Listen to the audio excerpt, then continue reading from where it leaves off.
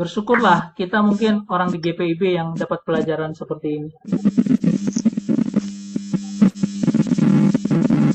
Oke, ada pertanyaan? Ina mungkin?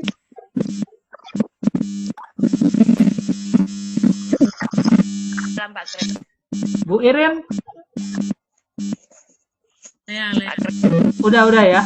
Ya, pelan-pelan aja, nggak apa-apa. Oke, Pak Prio mana nih Pak Prio? Kok nggak kelihatan? Biasanya bertanya. Pak Mul, ayo bertanya Pak Mul.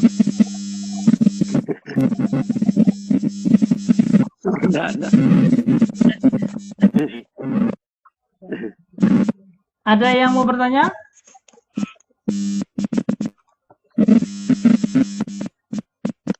Iya, Pak Prio ada itu loh di sampingnya, lagi santai itu loh, pakai kaos singlet. Iya.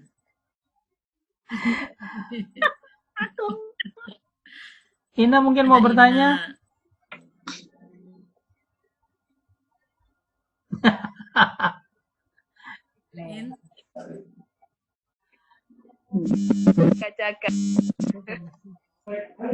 Bu Ati, mau bertanya Bu Ati?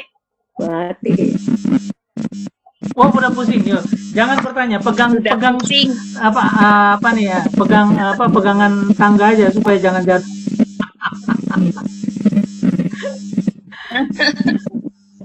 Pak Domingus yang minta kita baca meterai kok dia malah nggak datang. Iya.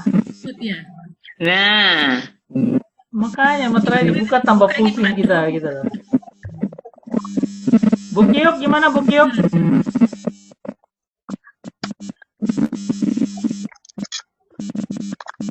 ya ini baterainya ganti satu.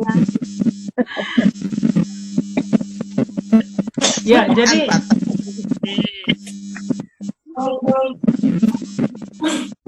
jadi apa nih, ini adalah apa ya? Materi yang istilahnya kita meraba-raba, tetapi kita kan orang-orang bijaksana zaman akhir. Jadi artinya kita juga bisa mengerti lah apa yang dimaksud Tuhan. Supaya kita standby, siap-siap. Berjaga-jaga itu penting. Iya. Iya. Kenapa? Berdoa ya. Murid-murid. Ya, berjaga-jaga dan berdoa. Direkam. Om boleh ini direkam ya Om ya. Nanti tak kirimkan. Boleh minta rekamannya nanti. Karena ini perlu diulang-ulang gitu loh, biar mengerti diulang lagi. Iya. Ya, harus begitu. Makanya kenapa saya taruh rekaman supaya kita ini yang mau belajar ulangi lagi. Ingat kita belajar kemarin tentang nama Yahweh, itu juga diulang lagi supaya kita semakin mantap. Iya. Ya, jangan berhenti belajar.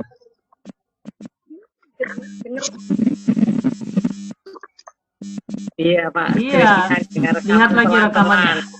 Bu Iren juga gitu, lihat lagi rekamannya pelan-pelan, nanti akan mengerti.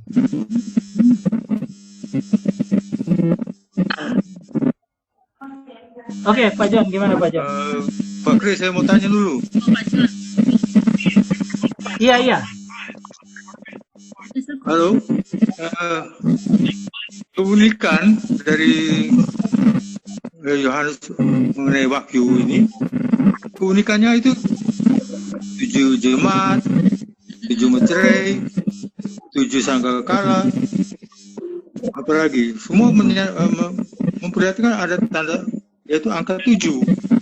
Kenapa bukan 8 atau 3 atau Oke. maksudnya Terima apa kasih nih? Pak John. Itu aja, terima kasih. 7 itu adalah angka sempurna.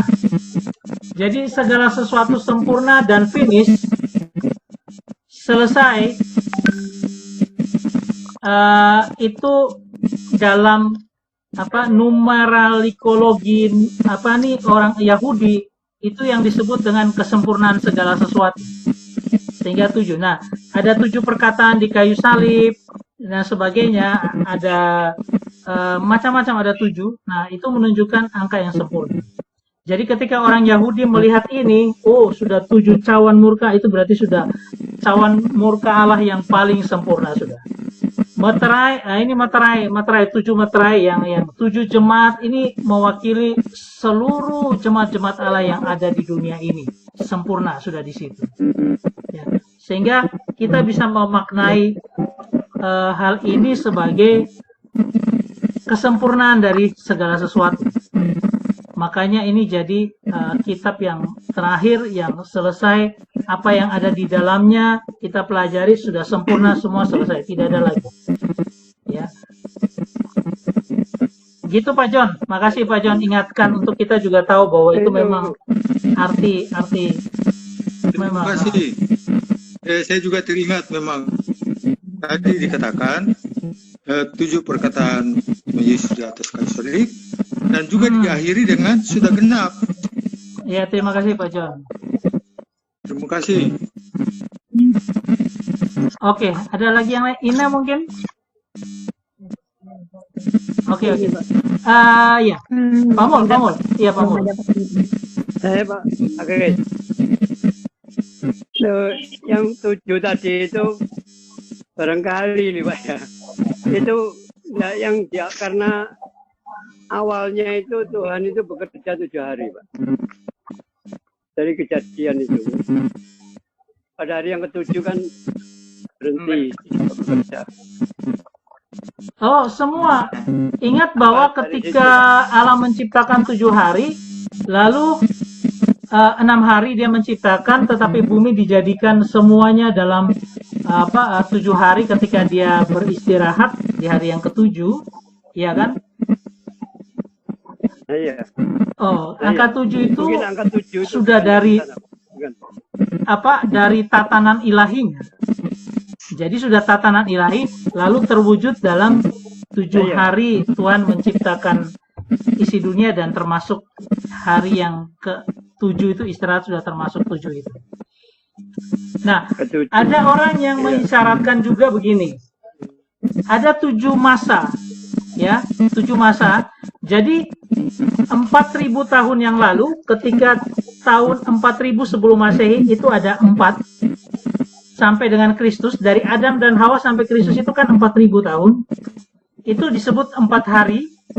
Kemudian Kristus sampai dengan kita itu 2.000 tahun. Itu sama dengan disebut 2 hari. Dan sekarang setelah selesai tahun 2000 itu kita masuk ke hari ke-7, peristirahatan. Jadi sekarang masanya di hari ke-7, peristirahatan. Nah, itu ada dalam nubuatan kitab Daniel. Ya. Orang biasa membagi itu. 4.000, 2.000, sekarang kita di penghujung akhir daripada akhir zaman di hari ke-7. Ya. Bisa dibagi seperti itu.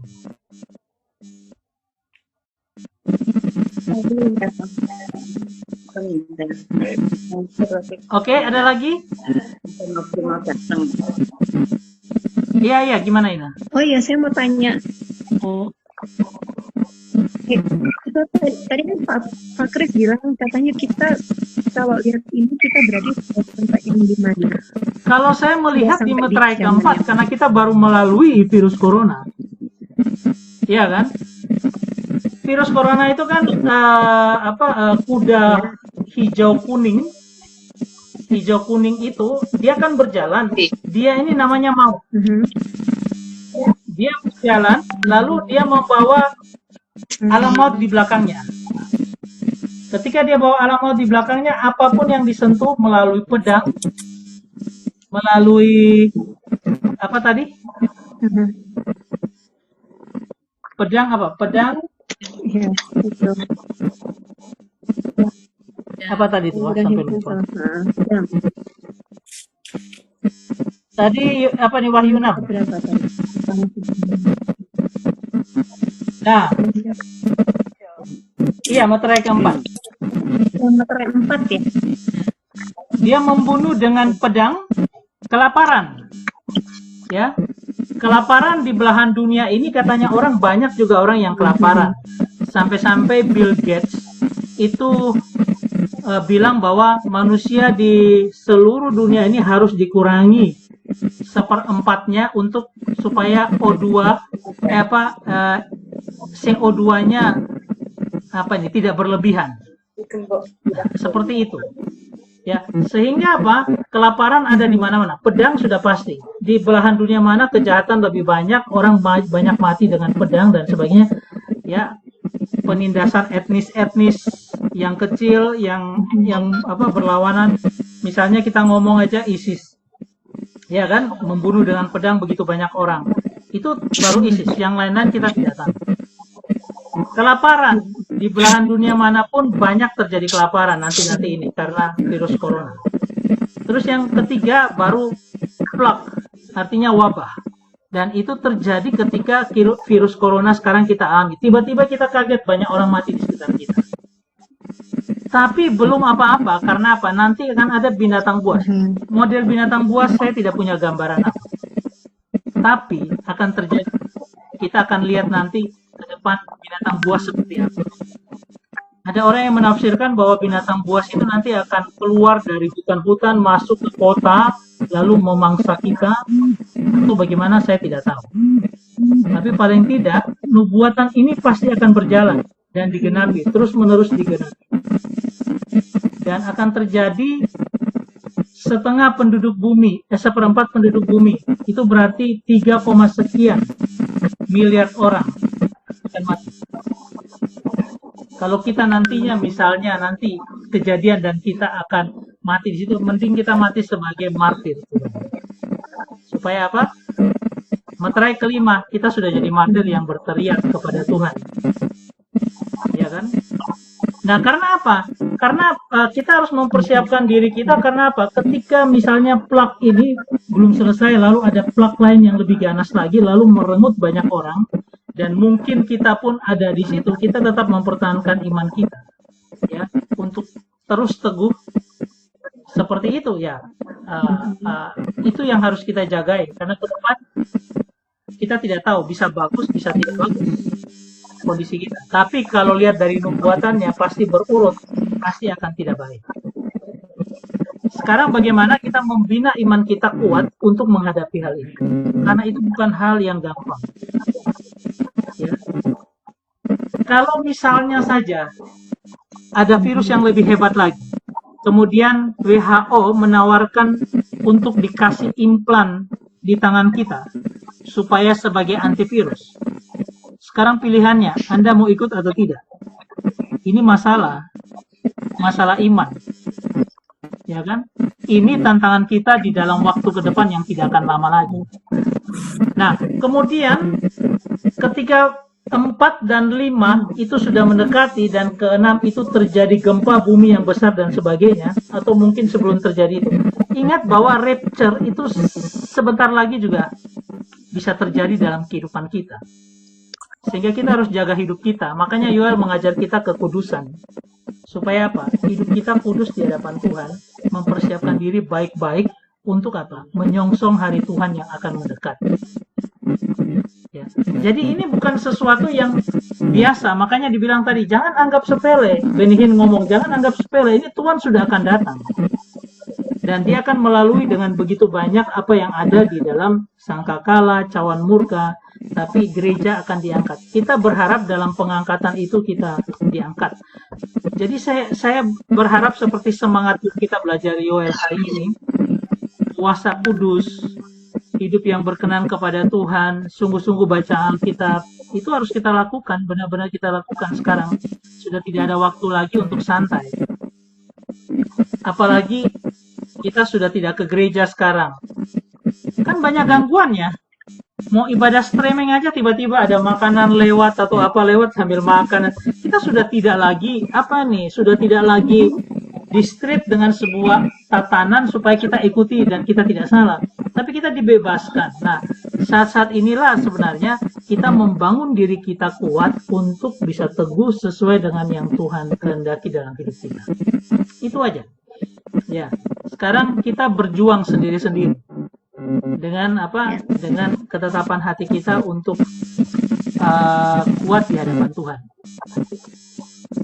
Oke, itu aja mungkin. Ada lagi yang mau bertanya?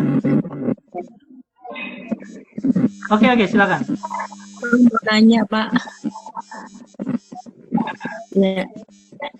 Saya mau nanya, bukan tadi, Pak, Mazmur tapi 91. Mazmur 91. Ya. Mazmur 91 itu kan biasanya kita bacakan setiap hari. Setiap hari kita baca ini Mazmur 91. Lalu di ayat-ayat itu kan kata-katanya itu yang engkau itu saya ganti aku dan keluargaku. Semua yang kata-kata engkau itu aku tak ganti dengan aku dan keluargaku. Apakah itu salah, Pak? Seperti ini ya, misalnya ya. Orang yang duduk dalam lindungan yang maha tinggi dan bermalam dalam naungan yang maha kuasa akan berkata, tempat perlindunganku dan kubu pertahananku, Allahku yang kupercayai. Nah, terus ini ya, ayat 4 aja. Iya. Dengan kepaknya ia akan menudungi aku. Aku dan keluargaku, di bawah sayapnya aku akan berlindung.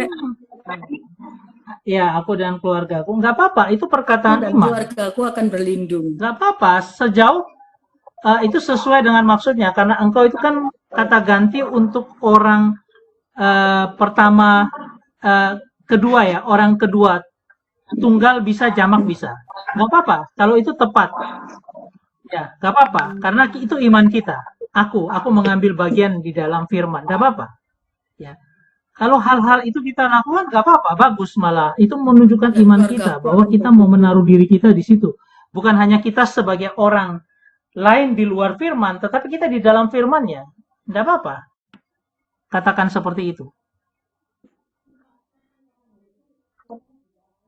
Pak, saya kapan hari itu ketemu juga ayat yang mengatakan jangan menambahi atau mengurangi firman Tuhan. Menambahi dan mengurangi firman Tuhan kalau kita merubah artinya, gara-gara penambahan kita itu merubah artinya. Tapi kalau dia tidak merubah artinya, yang susah itu gini loh. Huruf-huruf Ibrani, kenapa dibilang jangan menambah satu iota pun? Karena ketika huruf Ibrani terjadi begini, kemudian ada titik di sebelah sini, kamu pindah ke sebelah kanan, artinya berubah. Itu dia bahayanya orang belajar firman melalui bahasa Ibrani. Huruf-huruf Ibrani, satu iota, satu titik, kamu pindah dari satu bagian ke bagian yang lain, itu jadi berubah. Seperti misalnya shih gini, kamu taruh titik si di sini sama si ini, bisa SH atau bisa SJ. Itu sudah berubah artinya. Shalom atau yang satunya SJ itu sudah berubah artinya. Sehingga dibilang apa? Jangan kamu menambah untuk apa? Untuk merubah nilainya, merubah artinya. Tapi kalau itu sama nilainya, kita menaruh diri kita di dalam firman, itu tidak ada masalah. Karena apa? Kita punya iman malah. Kita taruh di dalam situ. Tuhan melindungi engkau. Lalu kita bilang, Tuhan melindungi aku. Aku dan keluargaku. Berubah enggak? Enggak, Tuhan melindungi engkau. Artinya apa? Ini Daud yang bilang, Tuhan melindungi engkau yang sana, tapi aku enggak, aku mau pindah ke sini. Karena aku mau merasakan perwujudan dari firman itu dalam hidupku. Itu tanda iman malah. Aku mengambil bagian dari firman Tuhan. Tidak ada masalah, tidak merubah arti. Ya, jadi enggak apa-apa. Nah, kadang-kadang dikatakan tentang jangan menambah, itu artinya di dalam perjanjian baru, ya ketika Paulus menulis itu jangan menambah firman, itu ada apa? Supaya jangan orang sembarang menafsirkannya yang tidak-tidak. Dia menambah tidak sesuai dengan dengan apa yang Tuhan inginkan atau penulis inginkan. Ditambah sakara PDW. Ditafsirkan dengan tidak sesuai dengan konteks. Nah, makanya firman Tuhan itu hati-hati kita supaya apa? Supaya jangan sampai keluar dari konteksnya. Makanya harus belajar teologi. Itu dia. Makanya saya kan yang setiap pagi itu saya katakan dulu Pak, Ya baru berapa hari ini saya nggak berani ngomong itu gini. Malapetaka tidak akan menimpaku dan tidak akan menimpa keluargaku, dan tulah tidak akan mendekat kepadaku dan kepada keluargaku. Itu yang sering saya ucapkan itu, terus ditegur. Ojo nambah-nambahi apa? Ojo nambah-nambahi Tahu firman nggak? Tuhan. Bingung aku, Pak. Iya, Padahal terus waktu dulu tuh ya dulu pernah saya ngomong sama Pak Dodo, nggak apa-apa nggak apa-apa ngomong gitu. Terus kok saya ditegur gitu, bingung lagi, balik asal ke yang aslinya lagi gitu. Padahal saya juga ingin bahwa aku dan keluargaku, Tuhan melindungi dan keluargaku. Itu yang tak sebutkan, tak ucapkan. Jadi produk banter nggak gitu apa-apa loh, Bu, setiap karena itu pagi. deklarasi iman. Kalau kita ya, Kok saya dikatakan coba ajak kita untuk melihat bahasa Ibrani ya. Sebentar, bahasa Ibrani seperti ini. Sebenarnya kata-kata di dalam firman Tuhan itu terlalu banyak bahasa Ibrani yang bahasa yang dikembangkan. Padahal kata Ibraninya itu hanya satu aja, tapi kita ngomong sudah begitu banyak. Ya, misalnya aja, saya nggak tahu nih yang mana nih. Kalau kita lihat di Mazmur, sebentar, Mazmur tadi Mazmur apa? 91 ya? 91.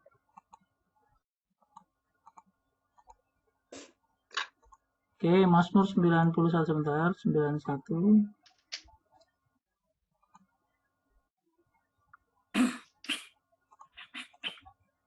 Coba lihat ini, saya share Mazmur 91 dalam bahasa Ibrani.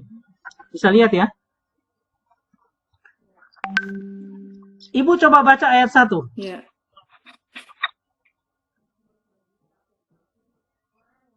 Mazmur 91 ayat 1. Orang yang duduk dalam lindungan yang maha tinggi dan Coba bermalam lihat dalam naungan kata-katanya yang ada maha berapa kuasa. banyak. Hitung jumlah katanya. 2, 4, 6, 7, 13 kata. 9, 10, Coba lihat di dalam 13. yang saya perlihatkan ini.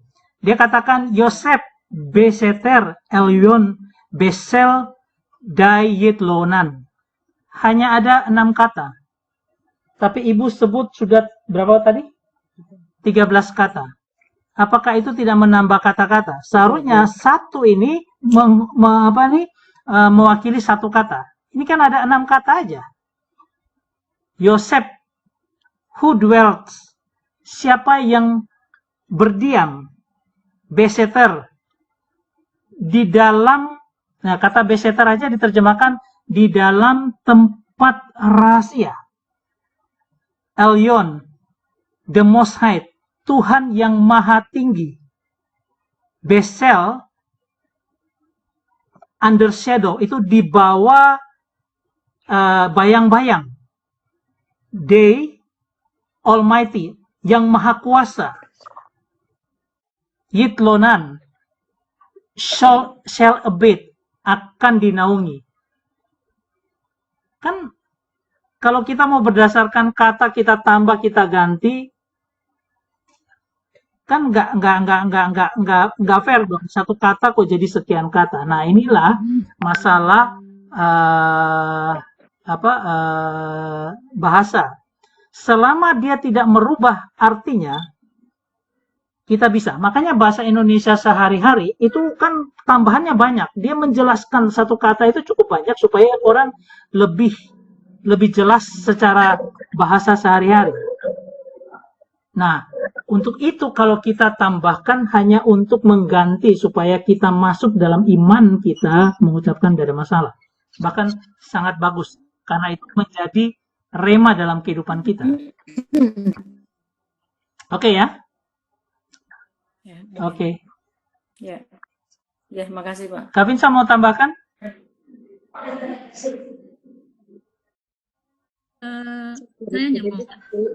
Saya mau katakan begini, kita harus bangga punya Yesus Tuhan, karena begini, bayangkan perjanjian lama Yoel, kemudian Wahyu itu digenapi. Dengan kata lain, apa yang ditulis ini itu akan terjadi. Jangan pernah berkata, mungkin enggak terjadi. Enggak, akan terjadi. Kalau dikatakan mengerikan, ya mengerikan. Tetapi Allah itu memberikan ini untuk digenapi, supaya orang tahu bahwa Yesus itu bukan pembohong. Bahwa Yesus itu akan menggenapi firman-Nya. Nah, jadi kita bersyukur bahwa kita punya Bapak. Dan seperti contoh misalnya begini, kalau Bapak kita pulang dari bepergian, orang tua kita pulang dari bepergian, kita kan seneng loh. Terus tanya gini, bawa apa? Terang bulan, martabak, kan gitu.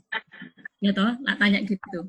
Nah, jadi kalau Bapak kita dari sorga itu datang, satu sukacita. Jadi kematian itu bukanlah suatu ketakutan, tetapi justru suatu kebahagiaan. Justru dengan melewati itu kita mengalami perjumpaan dengan Kristus. Tidak mengalami kematian, maka memang tidak. Ya, selain itu rapture tadi diangkat langsung ya, seperti itu. Tapi suatu kebanggaan, suatu kebahagiaan. Ya, kalau kita berjumpa dengan Kristus. Seperti itu. Jadi biarlah semua yang terjadi, yang akan terjadi, tidak membuat kita takut. Tapi justru kita katakan terima kasih Tuhan. Engkau sudah ngomong jauh hari sebelumnya. Dan Engkau akan lakukan menggenapi itu. Dan kita bisa berkata pada orang lain bahwa Allahku itu gak bujui. Tapi Allahku sudah ngomong jauh hari, dan dia sekarang sedang menggenapi firman-Nya. Luar biasa. Dan kita bersyukur kita ada di masa sekarang ini. Sehingga kita katakan Tuhan, kami bersyukur bahwa Engkau akan datang kembali. Bukan suatu ketakutan, tapi suatu sukacita. Karena dikatakan akan ada pesta anak domba Allah. Pesta perkawinan. Perjumpaan antara anak-anak Tuhan bersama dengan Bapa di sorga. Seperti itu. Jadi kita bersyukur, jadi jangan ada pernah kata-kata takut. Karena takut itu datangnya dari iblis. Dia yang mencuri damai sejahtera kita. Jadi justru pada saat ini, ataupun nanti penggenapan meterai kelima, Tuhan nyatakan, don't be afraid, jangan pernah takut. Sebab dia Immanuel, Allah yang terus menyertai. Seperti itu. Jadi kematian bukanlah suatu ketakutan buat anak-anak Tuhan. Tapi itu adalah suatu jalan yang harus kita alami dan kemudian berjumpa dengan Kristus. Itu. Jadi ngalami hidup kekal, berbahagia. Ya. Jadi jangan tapi kita juga harus ingat ya bahwa Tuhan itu punya kekuatan kuasa untuk melindungi, menjaga kita. Sedahsyat apapun malam, kalau Tuhan yang lindungi, itu kita akan tetap sukacita, kita akan tetap berbahagia. Jadi jangan dipikir bahwa kedahsyatan malam gara-gara akan datangnya meterai dibuka dan sebagainya membuat kita takut. Enggak, kita dalam lindungan tangan yang maha kuasa kok. Ngapain kita takut? Ya, kita hanya perlu percaya kepadanya dan bersandar padanya. Sukacita tidak akan hilang. Kan kalau tadi kita baca Yoel, kalau mereka bertobat, Tuhan akan memberikan berkat makan sampai sakwake-ake, ya kan? Jadi nggak ada masalah gitu loh bagi orang percaya. Karena kita nih anak-anak Bapa yang mengasihi kita. Jadi enggak perlu. Jangan terlalu diintimidasi dengan apa yang akan terjadi. Tetapi kita mau menyerahkan hidup kita untuk Tuhan pimpin selalu. Ya. Oke, gitu aja. Ada lagi?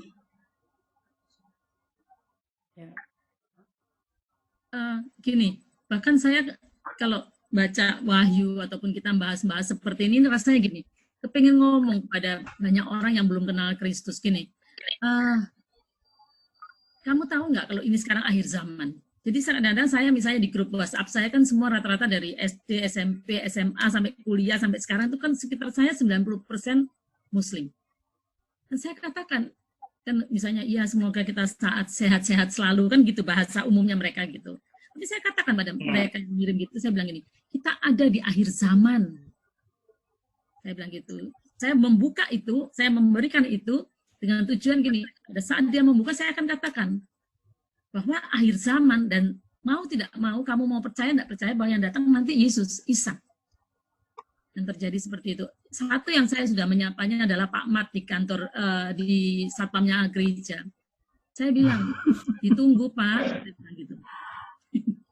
Saya bahasanya begitu. Ditunggu Pak, saya bilang itu. Mari Bapak Ibu Saudara, mungkin ada sekitar kita siapapun. This time. Ini waktunya kita ya bahasa-bahasa yang sederhana membuat mereka kok Isa ya ada gini dan sebagainya. Ya. mulai bersaksi. Oke. Ya, Oke. Kita doa dulu. Makasih, Tolong Chris. doa untuk kita. Ina. Siapa? Ya. Oh gitu. Oh. Ya, sama hari ini iya, ulang tahunnya Bu Lena. Selamat ulang tahun Bu Lena. Bu Lena ulang tahun. Selamat Ini tolong doakan Bu Lena juga. Lena. Oke, kita berdoa ya. Lena. Ya, Oke. Lena. Ya. Hari kita berdoa. Ya Tuhan, Allah Bapa yang bertakhta di dalam kerajaan sorga, Allah yang kami sembah hanya di dalam satu nama, Yesus Kristus, Tuhan dan Juru Selamat kami yang hidup. Terpujilah nama-Mu Tuhan. Terima kasih untuk hari ini. Tuhan sudah boleh menyapa kami dengan firman-Mu Tuhan, dan kami sudah boleh memperbincangkan tentang firman Tuhan. Tuhan, hanya Engkau adalah kepastian itu. Dan terima kasih untuk kesempatan ini Tuhan, Kau senantiasa memimpin kami dengan Roh-Mu yang kudus, agar kami semakin mengenal Engkau, semakin lebih dekat dengan Engkau, dan mempersiapkan diri kami untuk menyambut kedatangan Tuhan juga. Terima kasih Tuhan, tolonglah kami agar setiap kami boleh semakin sungguh-sungguh kepada Tuhan, dan semakin peka untuk mengetahui apa yang Tuhan inginkan di dalam kehidupan kami. Terima kasih untuk malam hari ini ya Tuhan. Kiranya Kau berkati kami setiap kami, ampuni kami akan segala kesalahan dosa-dosa kami. Dan pada malam hari ini teristimewa kami mengucap syukur untuk Ibu Lena yang berulang tahun. Terima kasih Tuhan, Kau sudah tambahkan ia 1 tahun lagi. Berkati Bu Lena dalam kehidupannya, berikanlah ia senantiasa kekuatan, kesehatan, berkati suami, anak-anak, menantu dan cucu. Kiranya Tuhan berkati keluarga Bu Lena selalu. Berkati Bu Lena Tuhan, kiranya Tuhan juga memakai Bu Lena untuk semakin dekat dengan Tuhan. Dan kiranya Tuhan berkati kehidupannya dan juga keluarganya selalu. Terima kasih Tuhan, inilah kami semua. Dan kami serahkan juga istirahat kami malam ini hanya ke dalam tangan kuasa-Mu Tuhan. Kiranya Kau jaga setiap kami, dan esok pagi kiranya Tuhan bangunkan diri kami dengan badan yang sehat dan kekuatan baru yang hanya berasal dari Tuhan saja. Inilah doa dan sembahyang kami ya Bapa, ampun dosa-dosa dan salah kami. Doa ini kami naikkan dan kami alaskan hanya di dalam satu nama, Yesus Kristus yang adalah Tuhan dan Juru Selamat kami yang hidup. Terpujilah nama-Mu Tuhan kekal Amin. selama-lamanya. Makasih Ina. Amin. Ya. Terima kasih Mbak Ena. Oke ya semua ya. Bu Ati, makasih loh Bu Ati ya. Ya, terima kasih Mbak Winsa. Pak Pri. Terima Ya. kasih semua. Thank you Ina ya. Oke, Ina, thank you Ina. Bu Irin. Ya. Oke, makasih. Nanti rekamannya didengar ya. Tak kirim ke ke YouTube ya. Tolong diulang lagi. Oke, ya. Tuhan berkati ya. Saya keluar ya. Ya. Oke, Tuhan berkati ya semua ya. Tuhan berkati. Dan, ayo Dan ya. Terima kasih. Oke.